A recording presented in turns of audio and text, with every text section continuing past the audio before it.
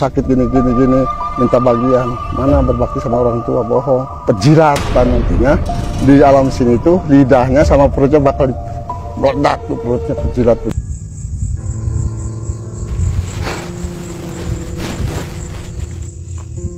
Assalamualaikum Ki Jamrong. Sobat, kelihatannya Ki Jamrong sudah kembali dari mediasi ini. Nampak Ki Jamrong sedang sedih ya, sehingga meneteskan air mata. Saya belum bisa menanyakan apa-apa ke Ki Jamrong. Mungkin beliau sudah berinteraksi dengan penghuni yang di sini. Jadi sobat, penelusuran ini bukan penelusuran yang seperti biasa Anda lihat di YouTube.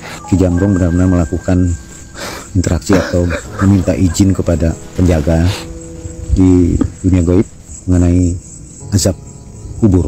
Kita tunggu saja, Ki Jamrong mungkin sebentar lagi bisa berinteraksi atau berbicara dengan kita semua. Assalamualaikum Ki. Waalaikumsalam. Sudah bisa berbicara Ki? Tadi Ki Jamrong sedang melakukan apa Ki di TPU ini? Saya ini masuk ke alam sana atas izin petugas. Ya kalau kita sebut namanya atau apa-apa saya takut salah. Masalahnya nggak nyebutin dia malaikat atau apa saya nggak tahu. Saya udah diizinin, yang di sini udah saya lihat di sini. Emang ada yang namanya siksa kubur, itu ada. Di antaranya di sini tuh ada yang bagus, ada yang jelek, ada yang siksaannya berat atau ringan, ada banyak. Ada yang seperti lidahnya dipotong-potong, nyambung lagi, terus ada yang minum seperti warnanya tuh warna merah, diminum teriak. Terus ada lagi yang saya lihat di sini, dia itu orang selalu tangannya dipotong, nyambung. Itu membuat Aki tadi sedih karena melihat kejadian itu ya Ki? Kelihatan saya itu sangat mengerikan, menakutkan. Ada lagi yang perempuan, walau alam itu orang waktu hidupnya gimana. Jadi itu alat kelaminnya itu ada yang keluar masuk. Ya kelihatannya sih seperti benda habis dibakar ya, seperti bara itu ada. Jadi yang lihat saya di sini itu yang nggak ada siksaan atau itu jarang. Sekian persen, ada yang duduk, ada yang santai, ada bengong, tapi ngobrol sih enggak, ngobrol sih ya. Jadi ngerubung, ngeriung, tapi enggak ngobrol. Banyak yang nangis, jadi malah ada ya, dia minta tolong sama saya, dia pengen hidup lagi, pengen tobat, pengen isap, pengen jadi orang bener, ada satu. Yang saya lihat di sini banyak yang orang-orang kena semacam siksa kubur lah. Jadi yang siksa itu bukan siapa itu hanya amal perbuatannya. Ya seperti tukang minum, yang diminum di alam dunianya itu arak atau apa. Yang di sini bukannya arak, itu seperti air mendidih, tapi warnanya sama kayak begitu. Ada yang merah, ada yang semu-semu merah tua. Saya kurang tahu minum gitu, saya kurang tahu. Itu selalu kalau diminum tuh dia langsung teriak terus. Dia ngomong panas, tapi selalu diminum. Ada yang saya kelihatan dari begini ke bawah, wujud manusia, ke atasnya seperti binatang. Ada itu yang di panggulnya itu sama orang itu, ya kelihatan sama saya itu peti. Ya mungkin waktu tadinya dia itu pesugihan mungkin karena harta itu. Jadi dia dibebani sama harta. Itu badannya tuh semua tuh dikeroyok, banyak ular di badannya tuh. Jadi dililit sama ular.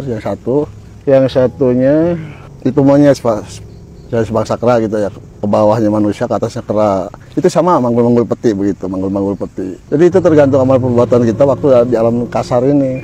Malah saya ketemu sama yang penghuni di sini di luar alam kubur, seperti macan ada 2 di sini. Agak respon, cuma ngeliatin aja. Ngobrol sama saya, dia nanya apa maksudnya ke sini kok begitu-begitu. Saya tanya, enggak, ini saya maksudnya ke sini untuk membangun keimanan manusia-manusia yang masih ada di alam tanah ini, supaya jangan sampai terlibat masalah minum, mabok, judi, dan main perempuan segala macam. Itu maksud tujuannya kesini gitu. Tadi yang 2 itu sebangsa maung itu, dia mau malumin kenapa nggak dari dulu kok orang begini datang sini. Terus saya barusan lihat ada yang datang pakai jubah putih. Waalaikumsalam.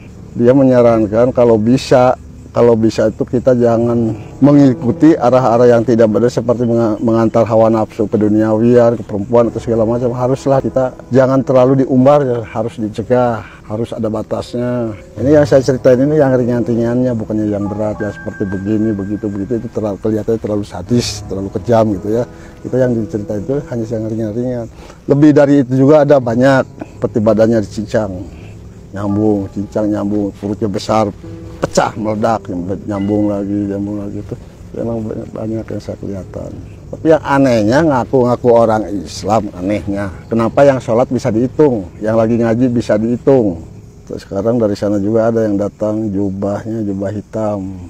Kebanyakan yang siksanya sangat dasar itu kebanyakan itu perempuan. Kalau laki-laki sih cuma dipotong kelamin, cacat, perutnya pecah, minum, lidahnya diputus-putus begitu yang kelihatan. Tapi yang perempuan itu yang lebih kasihan lagi. Ada yang tusuk-tusuk pakai apapun besar, tusuk teriak-teriak. Jadi yang tusuk itu bukannya sama orang atau sama apa. Jadi benda tersebut itu gerak sendiri. Semua benda-benda yang kita katakan menyiksa gitu ya, itu semuanya itu gerak sendiri, gak ada yang mengendalikan. Sebenarnya saya juga udah nggak mampu melihatnya, udah kasihan. Saya udah nggak kuat, saya udah pengen nangis demi membangun iman dan keimanan yang dengar di sini, yang dengar tobatlah, sadarlah. Ya saya lihat itu begitu di sini banyak orang berkepala dua, lidahnya menjulur kayak ular itu ada. Mungkin dia waktu hidupnya suka mempermainkan lidah, ngadu domba. Pejabat di sini ya bukan pejabat tinggi, pejabat biasa ada tuh perutnya besar, pecah. Ngincar terus, jadi seolah-olah mungkin itu ya, mungkin dia mau nyari untuk buat dicolok atau gimana saya nggak tahu. Jadi dia tangannya tuh begini, selalu tangannya tuh begitu, terus jadi dia tadi gitu terus, tumpuk, cebrot, ada pukulan, teriak, perutnya meledak, pecah, rata lagi, itu selalu tuh ada. Ada lagi tuh yang sebelah sana. Yang kelihatan sama saya itu dia berpakaian dinas, perutnya buncit, pangkat lumayan tinggi, tapi dia lidahnya selalu mulur, selalu melet, potong, nyambung lagi, perutnya meledak, ada tuh di pojokan sana. Jadi susah diceritain, terlalu banyak kejadian-kejadian di sini tuh, setiap bentuk tuh ceritanya lain-lain. Tapi kebanyakan perempuan, dia pakai jilbab, pakai segala-gala, tapi dia makanin kotoran. Berarti dia waktu hidupnya tukang rentenir, penjilat, ada. Dia berpakaian kostum saja gitu, rapi aja gitu waktu itu. Tapi dia makanan selalu makan kotoran. Saya ya kalau bisa tolong akhlak, perilaku segala macam robahlah tolong. Kita pikirkan bukan pikiran kesenangan sekarang, pikir di alam nanti seperti yang saya sekarang lihat. Jadi berbuatlah baik sebaik mungkin, jujur sejujur mungkin. Berpakaian haji, saya sebut Pak Haji. Kalau nggak dipanggil Pak Haji dia nggak nyaut. Ada tuh dua orang. Dia berpakaian haji tapi kena siksaan, kenapa tuh? Saya tanya, dia takabur. Saya kalau nggak dibilang Pak Haji saya nggak mau nyaut, berarti kesombongan. Ada dua orang. Semua yang di sini teriak pengen hidup lagi. Saya mau tobat, mau sholat, mau ibadah, mau jadi orang baik.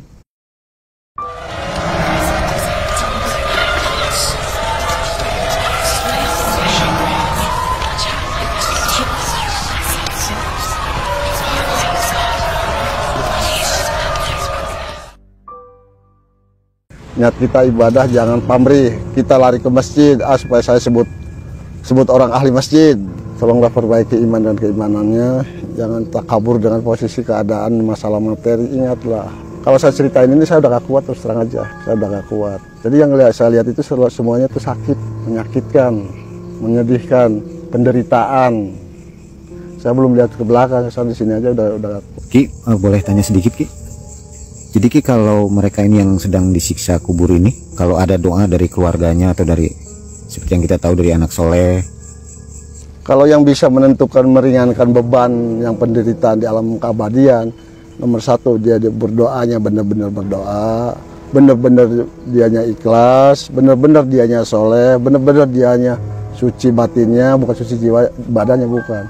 Jadi tergantung orang peniatan dari rumah ini. Saya mau mendoakan almarhum si Asibesi, sebenarnya mendoakan nggak usah datang ke sini, di rumah aja nyampe. Boro-boro di daerah Bandung, biarpun kemana dari rumah aja bisa. Makanya saya juga kadang-kadang berpikir ya, waktu hidup disia-siakan, tapi udah meninggal pada didatangi, pada ditangisi. Terus saya nggak ngerti tuh. Jadi waktu beliau tuh ya almarhum, dia waktu sakit, waktu hidupnya tuh sakit, menderita, udah buang kotoran di sana, di sini nggak bisa kemana-mana. Itu sama anak-anak itu disia-siakan. Jadi selalu sekian persen lah mengurusnya orang tuanya tuh. Tapi kenapa udah meninggal dia pada datang, pada nangis, pada minta maaf, pada mendoakan. Kalau benar-benar dia mau berbakti sama orang tua waktu masih ada hidup, waktu lagi sakit. Itu di situ kurang ngerti saya juga. Aneh tapi nyata. Lari ke sini mendoakan, baca Quran, baca Yasinan. Itu benar bagus. Tapi berpikir waktu tadi beliau sakit gimana? Katanya mau berbakti sama orang tua. Udah meninggal, udah dianterin ke alam istirahatan, baru ditangisin, dianterin segala macam. Di rumahnya ditahlil, didoa. Tapi waktu tadi sakit kenapa diantep? Mana pertanggungjawaban nanti di akhirat, itu berat bebannya. Banyak yang teriak-teriak, saya punya anak tega, harta saya dihabisin semua, bagi waris, sampai saya nggak ngerti itu masalah itu. Waktu saya sakit, kata dia, waktu saya sakit gak bisa bangun, anak saya gak ada yang datang, pas saya meninggal, kata dia, saya tanahnya di atas perut saya itu belum kering, kuburan saya itu belum kering, udah ribut warisan. Sekarang saya tampil begini. Apa benar begitu? Saya mau tanya sama orang-orang yang ngerti masalah agama. Benar nggak caranya begitu? Tolong jelasin yang sejelas-jelasnya supaya yang masih anak-anak muda itu bertanggung jawab kepada orang tuanya. Jangan sayang waktu jag-jag, masih gagah, masih ganteng, masih kuat.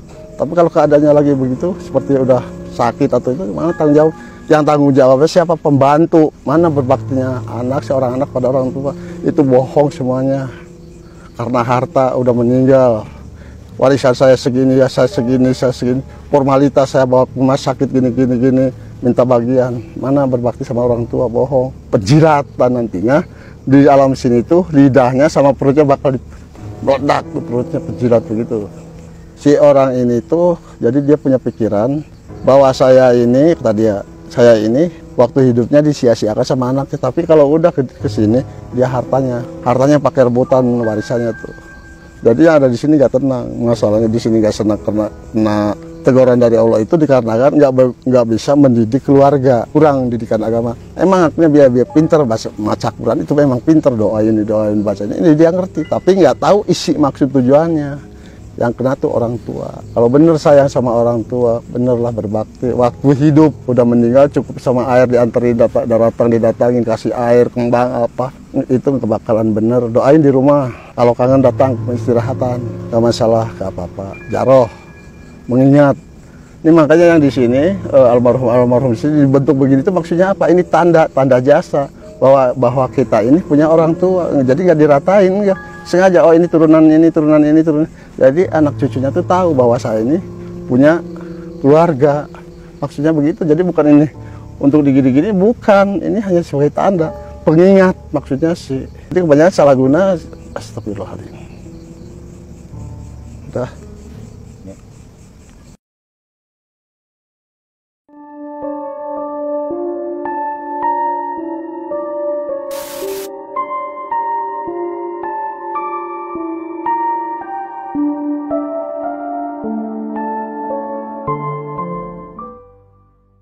Ya, tadi Aki lihat di sini dari sekian ribu makam yang ada, menurut Aki lebih banyak yang disiksa ketimbang yang tidak ya Ki? Yang paling banyak itu yang menderita. Ya dibilang disiksa ya karena itu yang menderita. Yang hidupnya di sini itu yang senang, yang tenang, yang damai itu hanya bisa dihitung. Dari sekian ribu ini? Iya, bisa dihitung. Kalau kita mau ngitung di bawah target lah, nggak nyampe sampai sekian kalau nyampe. Kalau pesan untuk para pemimpin dan pasangan suami istri mungkin Ki bisa disampaikan Ki? Seperti pasangan suami istri ya, kita harus saling menghargai, harus saling menghormati. Jadi saling mengantar sesuatu keinginan yang masuk logika. Jangan si istri, saya ini punya suami pejabat, pasti mampu tanda tangannya miliaran. Si istri tuh nuntut, ya saya pengen beli mobil ini itu segala macam, buat shopping buat apa. Si suami itu dia bingung, stres, ini gimana posisi saya ini selalu menuntut begini-begini, gaji cuma segitu, dia pasti larinya kemana? Korupsi. Udah korupsi, pakai macam-macam sama orang lain. dikasih sama istrinya hasil korupsi. Itu berarti orang itu udah mengasih, kalau diibaratkan seperti kotoran-kotoran yang dia ambil dikasih ke keluarganya. Makanya kalau keturunan orang turunan korupsi itu nggak ada yang bener, semua pada gila, poya-poya, ganja, mabuk segala macam. Itu semuanya begitu. Kalau kita ngasih rezeki ke keluarga, usahakan yang diberkahi Allah, yang halal sama barokah. Jangan kita cari rezeki asal dapat, jangan. Efeknya keturunan kita sampai kiamat itu nggak ada yang benar, nggak ada, saya jamin nggak bakalan benar semuanya. Masanya kita kasih pupuk yang jelek itu, contohnya pohonan. Kalau kita kasih pupuk asal-asalan kan itu nggak subur. Tapi kalau anak-anak kita dikasih pupuk hasil kerja, hasil halal, hasil barokah, itu yakin anak-anak kita bakal jadi orang soleh. Saya jamin, yakin bakal jadi orang soleh. Itu yang namanya anak soleh itu, dia bisa membantu, meringankan keluarganya yang ada di dalam kubur. Tapi sebaliknya, kalau anaknya yang nggak benar seperti tadinya harta itu dapat korupsi atau dimakan sama anaknya, itu tuh dosa tuh selalu mengalir sama yang korupsi itu, yang udah mati itu masuk. Dikarenakan apa? Si anak ini yang tadinya dikasih makan hasil korupsi itu, dia hidup sewenang-wenang, nipulah sanalah sinilah, yang dapat imbalannya itu sama orang tuanya. Ya gitu, jadi janganlah janganlah merugikan orang lain ya, apalagi sampai miliaran, triliunan. Kalau bisa yang 1000 juga janganlah. Berusahalah untuk sebaik mungkin, sebersih mungkin cari rezeki di jalan itu, Allah ya. Iya, di jalan Allah, diridhoi Allah itu. Ya, ada pesan yang ingin Aki sampaikan terakhir? Ini aja ya, kalau benar sayang sama orang tua, berbaktilah sewaktu hidup, ya apa ya, keinginannya kalau lagi bener kita sebagai anaknya punya rezeki, keinginan orang tua, kasihlah sewajarnya. Kalau dia seumpamanya minta kopi, kasih, jangan teriak, nggak ada bosan, baru tadi ngopi sekarang udah minta, itu sebenarnya nggak boleh. Kita berbakti sama orang tua tuh udah pulang, jangan udah pulang ke sini, nggak guna. Waktu hidup itu namanya berbakti.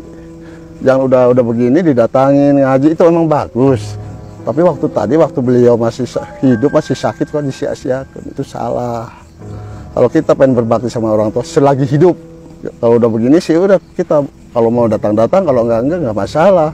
Nggak ada urusannya, nggak ada hubungannya dengan kita. Cuma paling kita mengingat aja bahwa kita di sini ada keluarga, gitu aja, nggak ada apa-apanya. Kalau mau mendoakan di rumah juga itu lebih bagus. Baik Ki, banyak terima kasih atas kisah dan pandangan dari Aki yang sudah tadi Aki katakan sudah masuk ke dunia dalam ya Ki ya, anggapnya seperti itu yang Aki melihat dengan mata kepala sendiri ya Ki ya. Sobat MM, bagaimana menurut Anda dari kesaksian Aki yang sudah melakukan perjalanan menuju alam kubur? Mudah-mudahan perjalanan ini dan cerita dari Aki ini akan memberi kita banyak manfaat dan pengetahuan mengenai bahwa siksa kubur itu ada. Dan tadi kita sudah tanyakan kepada Aki bahwa dari sekian ribu jenazah yang dimakamkan di sini, hanya berapa orang saja yang damai di alam kuburnya. Artinya banyak sekali kita melakukan kesalahan di dunia ini. Sekian saja Sobat MM, mudah-mudahan video dari kami ini menjadi manfaat untuk Anda semua. Kami mohon maaf bila ada kesalahan dari kami. Mudah-mudahan kita selalu dalam lindungan Allah Subhanahu wa Ta'ala. Dan kepada Anda yang ingin menyampaikan pesannya, silahkan komentar di kolom komentar. Sekali lagi saya ingatkan untuk Anda yang seperti Aki tadi katakan, berbuatlah baik selama masa hidup kita dan selalu di jalan Allah. Aki, terima kasih Ki. Sama-sama. Ki, mungkin sebelum kita tutup, kita bersama-sama membacakan doa mungkin Ki untuk mereka yang sudah meninggal. Ya ahli kubur, Bani Adam, Bani Hawa.